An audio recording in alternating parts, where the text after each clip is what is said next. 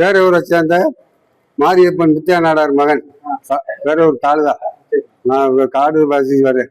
ஒரு கொய்யா மரம் இருக்கு, குருவிகளுக்கு அந்த மரத்தை ஒதுக்கிட்டேன். அரை ஏக்கர் கம்பு போட்டிருந்தேன். குருவி படகுருவி எல்லாம் தின்றுச்சு. என்னால முடிஞ்ச அளவுக்கு ஒரு 3 கொடிக்கா மரம் இருக்கு. அதுக்கு வருஷத்துக்காக ஒரு வட்டம் காய்க்கும். அது சாப்பிட்டுரும்.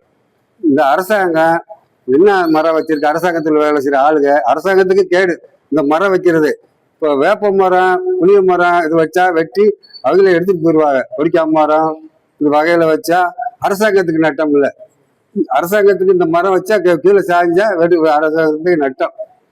இது நானு எதுக்குமே உதவாத மரம் வச்சிருக்காங்க.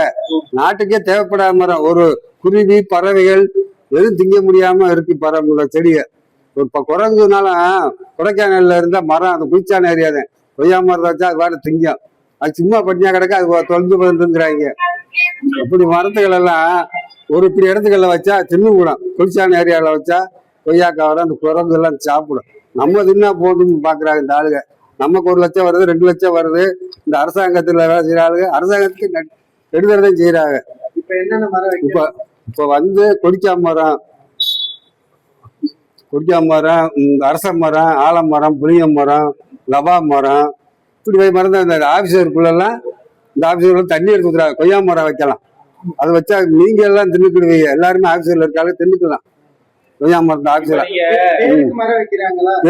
எதுக்குமே நாட்டுக்கே கேடுதல. தீவிரவாதியோட மோசமான மரம். தீவிரவாதினால ஒரே இடத்துல கொண்டு முடியும். இந்த மரத்தை பார்த்துட்டு தினம் சாக வேண்டியிருக்கு.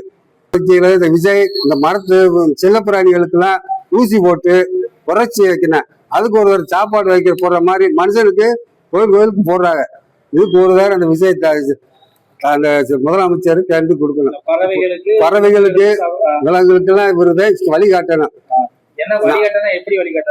பறவைகளுக்கு இது சாப்பிடுற மாதிரி பறவை லவா மரம், ஒரு இச்சி மரம், ஆலமரம், கொடிக்கா மரம், இப்படி மரங்கள்லாம் வைக்கணும். பல வகையில மரங்களை ரொம்ப இருக்கு. ஒரு மஞ்சள் மரத்தை தின்னாலும் அது பழங்கு வளர்க்குது. இருக்கலாம். இப்போ வச்சோம்னா ஒட்டு மரமா வச்சோம்னா வந்துடும். பிறகு ஒட்டு மரம், பிறகு இந்த மரமா வைக்கணும். மலைகள்ல குரங்குகள்லாம் இருக்குல்ல, அங்க இந்த மாதிரி பயன் தரும் அந்த பல மரம் மக்களுக்கு அச்சுறுத்தல். அது கொடிக்காம அதுக்கு இந்த ஆப்பிள் ஒரு இந்த கொய்யா மரம் வைக்கணும். அதுக்கு அதெல்லாம் சாப்பிடும்.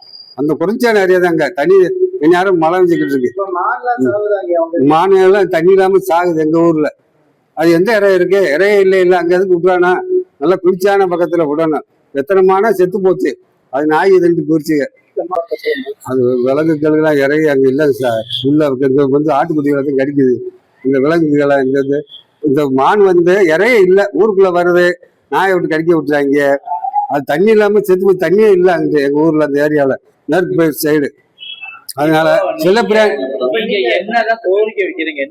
நாங்க செல்ல பிராணிகளுக்கு அது தடுப்பூசி போட்டு நாய்களை குறைச்சிட்டு அது மனுஷனுக்கு 3 தடவை அன்னதானம் போடுறாங்க.